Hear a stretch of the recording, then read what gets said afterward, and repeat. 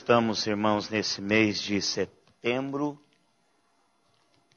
pensando um pouco sobre a nossa responsabilidade e aquilo que Deus requer de cada um de nós, enquanto servos, exercendo a nossa cidadania, representando a realidade de Deus enquanto aqui estamos. Ontem, na reunião de oração, nós conversávamos um pouco sobre a questão de Israel. O irmão Melo apresentou a leitura dele, que ele fez, quem está lendo sistematicamente a Bíblia esse ano, na terça-feira. Na terça, né, irmão Melo? Caiu o texto que fala do povo de Israel e da maneira como Deus trata esse povo. Aí nós comentamos lá que na realidade Israel estava sobre uma teocracia. Ou seja, Deus que exercia o governo sobre Israel através de pessoas que serviam a Deus. Mas no fundo, se nós prestarmos bastante atenção no texto em que nós lemos quarta-feira passada, é também uma teocracia. Hoje, indiretamente, e por que não dizer diretamente do coração de Deus, hoje também é uma teocracia. Porque o texto nos diz que Deus é quem estabelece, Deus é a fonte de todos aqueles que governam. E se é assim, é uma teocracia, que Deus é a fonte dessa realidade. Se é assim, por isso que Paulo entende que assim é. Porque ele pede para que em 2 Timóteo, aliás, em 1 Timóteo, vamos abrir lá, 1 Timóteo, capítulo 2, 1 e 2.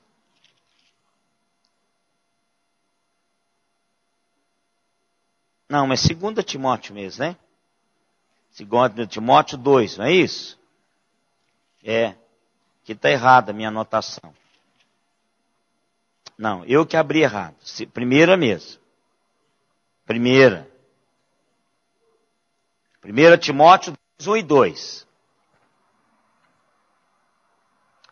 Antes de tudo, pois, exorto que se use a prática de súplicas, orações, intercessões e ações de graças em favor de todos os homens, em favor dos reis e de todos que se acham investidos de autoridade, para que vivamos vida tranquila e mansa, com toda piedade e respeito. Isso é bom e aceitável diante de Deus, o nosso Salvador. Então, o que Paulo está dizendo para mim, para você, e exortando-nos, não é só orarmos uns pelos outros, por todos os homens. Nós somos também exortados por Paulo, por intercedermos, por apresentarmos diante de Deus súplicas ao Senhor, por clamarmos, por prestarmos a Deus ações de graças diante dele, por pessoas estabelecidas, reis, governadores, prefeitos, presidentes, deputados e senadores. Ou seja, pessoas que têm a função de governar sobre nós. E Paulo usa esse texto, irmãos, para dizer-nos que se nós oramos, nós estamos nos movimentando diante do Deus que governa, para que Deus faça aquilo que Ele quer fazer através das pessoas que governam e das pessoas que elegem esse governo. Que no caso, nós fazemos isso. Nós elegemos os governadores, nós elegemos os presidentes, nós elegemos os prefeitos e nós elegemos deputados e senadores. Então ore por todos os homens, ou seja, por todos os eleitores no Brasil, para que comece a partir de nós como eleitores essa mudança no coração de Deus, aliás, do coração de Deus para a nossa realidade política. O que Paulo faz com isso?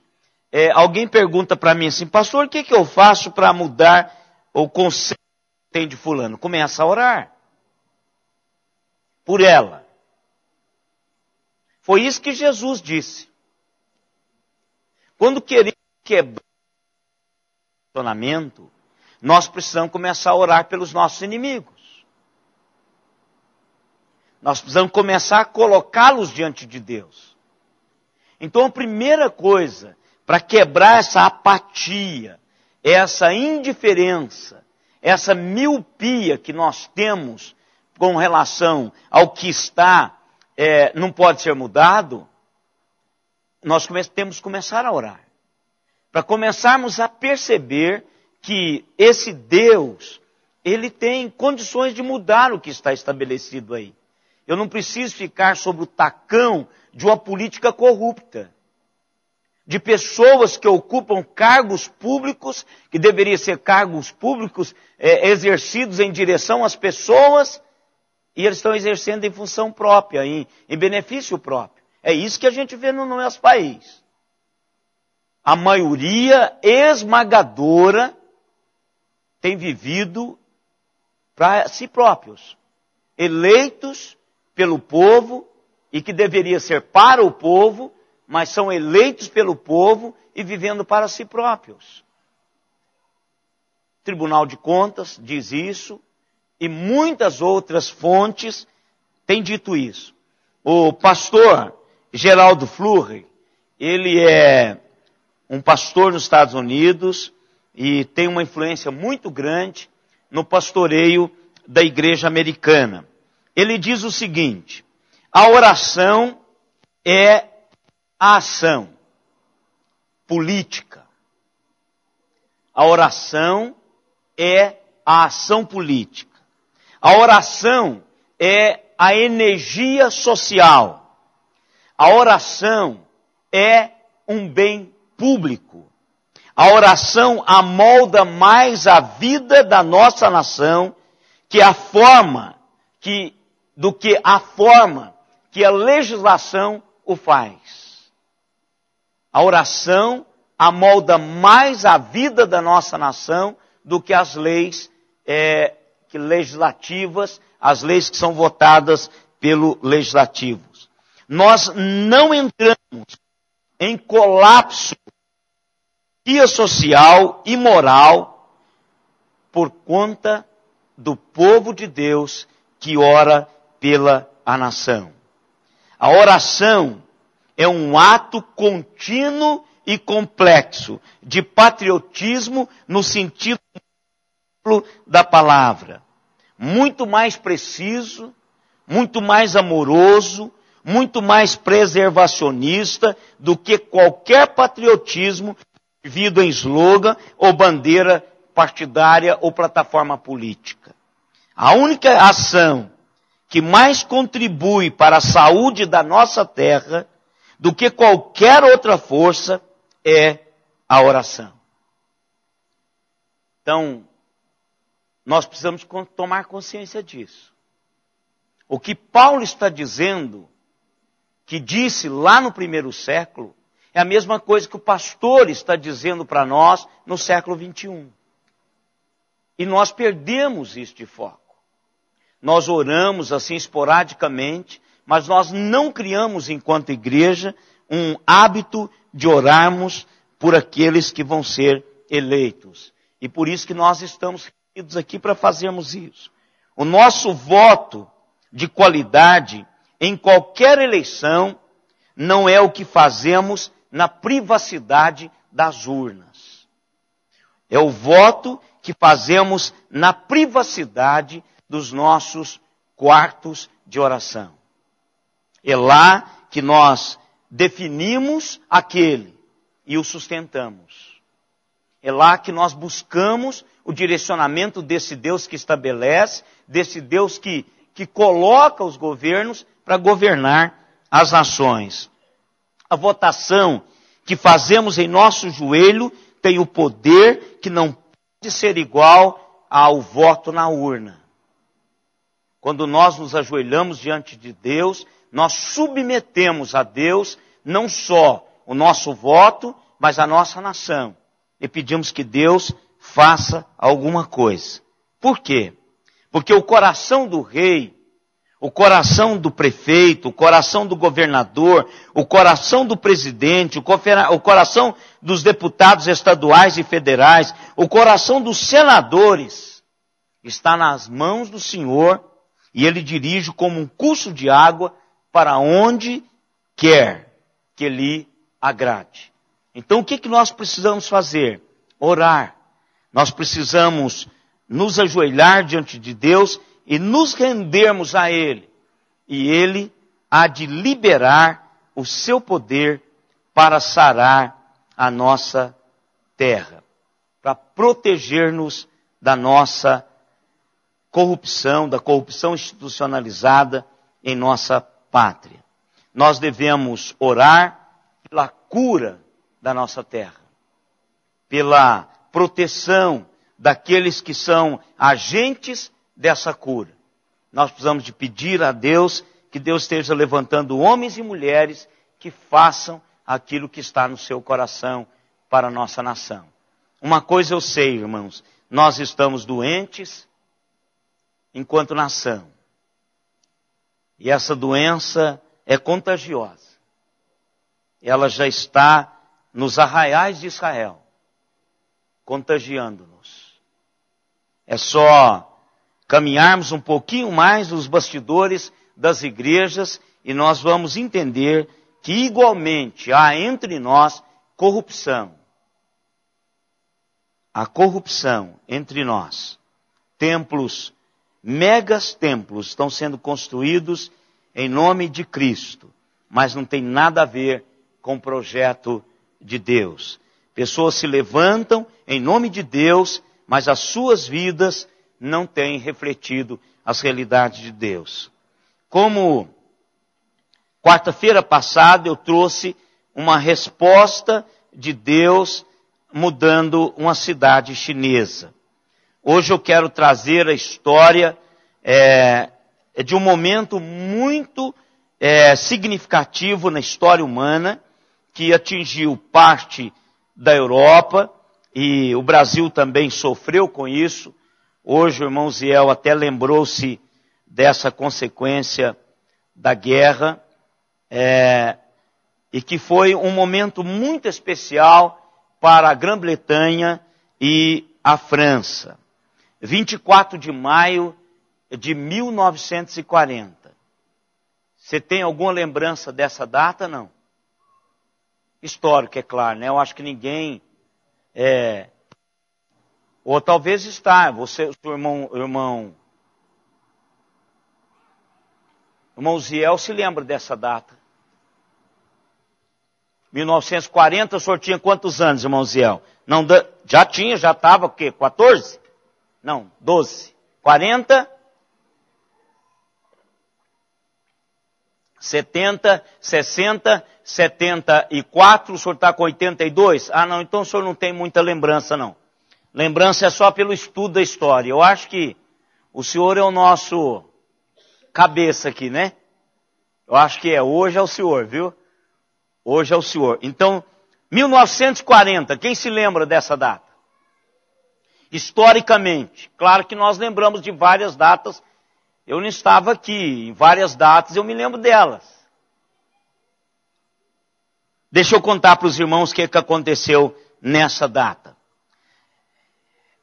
24 de maio de 1940, 500 mil de soldados da Grã-Bretanha e França estavam amontoados irremediavelmente em Dunkirk, à espera de sua morte inevitável ou prisão nas mãos da máquina de guerra nazista.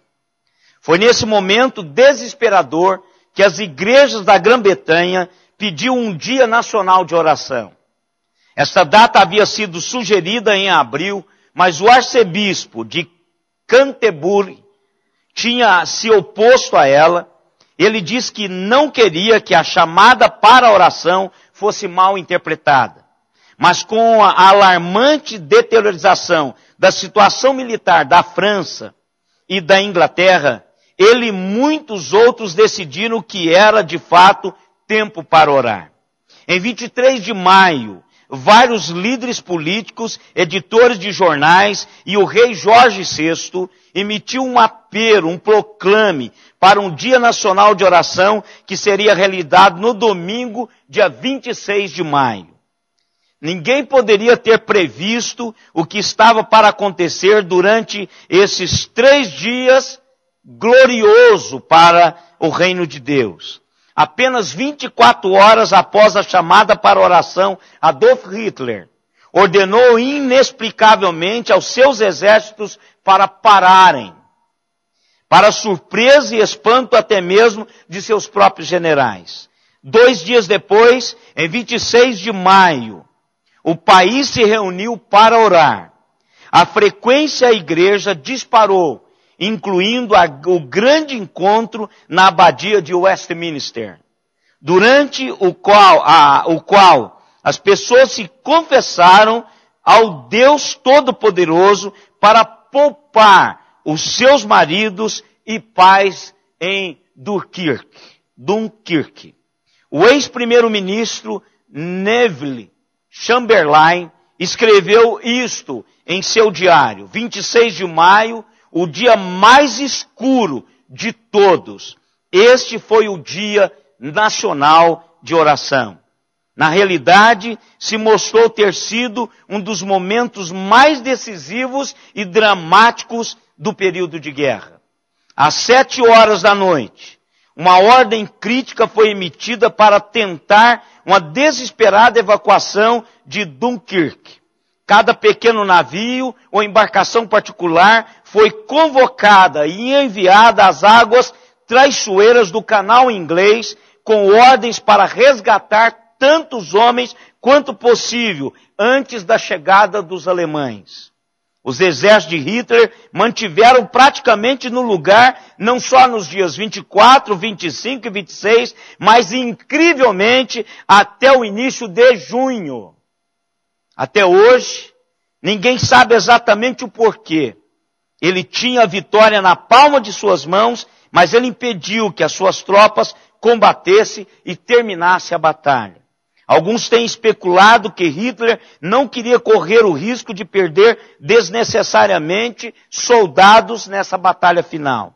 Outros pensam que Hermann Göring, comandante nazista, prevalecesse sobre Hitler para que deixasse com que, ao seu comando, a Força Aérea Alemã obtivesse o crédito de destruir os exércitos britânicos e franceses pelo ar. Sim, com certeza, o ditador sanguinário nunca deu a ninguém nenhuma chance, muito menos esta. Francamente, há uma explicação mais válida. Os exércitos de Hitler foram interrompidos, parados pelo mesmo Deus que fechou a boca dos leões durante a noite, enquanto Daniel estava à companhia deles no poço. Assim como o Senhor ouviu as orações dos israelitas há muito tempo, Ele ouviu também quando centenas de milhares de crentes no Reino Unido estavam orando por intervenção divina. Durante 9 dias críticos, os alemães estavam contentes em apenas bombardear Dunkirk, do ar e à distância.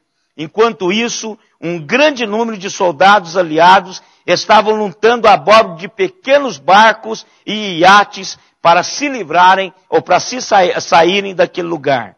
Em 29 de maio, 47 mil soldados foram resgatados. Em 30 de maio, 53 mil soldados foram resgatados. Em 30 de maio. Em 31 de maio, 68 mil. Em 1º de junho, 64 mil. Ao todo, 336 mil homens encontraram o seu caminho em segurança de volta às Ilhas Britânicas. Deus segurou Hitler. Eu gosto de ler isso, irmãos. Eu tenho inúmeros relatos na minha casa de momentos em que o povo de Deus abre o seu coração diante de Deus e Deus age. Não tem como, irmãos, esquecermos 2 Crônicas, capítulo 7. Se o meu povo, que se chama pelo meu nome, se converter, se humilhar, pedir perdão e me buscar, eu vou curar a sua terra. É só orarmos, irmãos. Deus está esperando para que esse país tenham crentes que creem na sua intervenção. Nós não precisamos de um dia mundial. Seria muito bom se as lideranças do país tivessem colocado setembro como o mês de oração, para ficarmos o tempo todo diante de Deus para mudar esse país. E que os políticos entendessem que a igreja evangélica está de joelho diante de Deus. E a vida nacional seria impactada por esse tempo. Mas não tem problema. Eu não me preocupo muito com quantidade. Eu acho que o nosso Deus sabe, eu tenho certeza que o nosso Deus sabe qual é o propósito do nosso coração. E Ele diz, quando tiver 2 ou 3 reunidos no meu nome, eu vou estar lá. E quando alguém pedir, eu vou conceder. Então não precisa da gente ter milhões de pessoas. Lá foi, claro, que 500 mil de soldados vai gerar aí quase 2 milhões de familiares só para orar por eles. E às vezes acaba sendo aquela oração interesseira. Salva o papai, salva a mamãe, salva o meu filho, não é salva o meu marido. Mas hoje nós estamos pensando na pátria, irmãos. Estamos pensando nesse país maravilhoso que está indo de mal a pior. Tanto social, moral. Não adianta a gente querer pôr band-aid nesse negócio. Nós estamos sentindo isso todos os dias. Todos os dias. É só ligar a televisão, ligar o Madalena, o Datena. Você vai ver esses jornalistas mostrando para nós como está a situação do nosso país. Então é o momento da gente orar. Claro que a nossa segurança depende do Senhor. Eu não vou dizer que qualquer um que subir lá vai ser o salvador da pátria. O salvador da pátria é o Senhor. Eu me lembro, irmãos, da palavra de Deus com Samuel. Samuel, o povo queria um governador como dos outros povos. Eles escolhem a Saul. E quando Samuel fica entristecido, Deus chega para Samuel e diz, Samuel, não fique assim, porque o povo não rejeitou a você.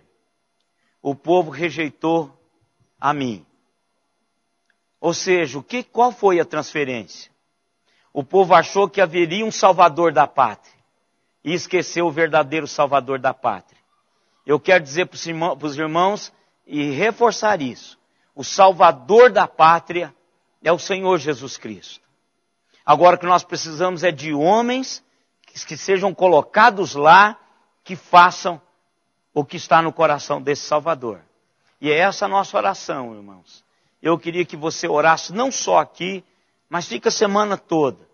Eu mesmo agora à tarde eu já coloquei a minha lista daqueles da ficha suja diante do Senhor. Eu digo, Deus não permita. Se o Senhor quiser levar algum deles, já está na hora deles irem embora. Mas fique à vontade, faça como o Senhor quiser. Mas não os deixam mais com o mandato político. Porque eles não servem. Eles não servem. Já foi provado pela justiça que eles não servem. Supremo Tribunal Federal já diz que eles são inelegíveis. Então, Senhor, tire-os da linha. Tire-os da linha. Mesmo que eles ganhem na justiça o direito de concorrer à eleição, um cargo público, mas tire-os lá no voto. Faça isso, Senhor. E aí eu comecei a citar um punhado de nomes, não é? E aí você tem a sua lista, eu tenho a minha. É só dar uma pesquisadinha para você não falar abobrinha perto do Senhor. Então, porque ele já sabe, está só confirmando, não é? Então ore. Vamos dividir.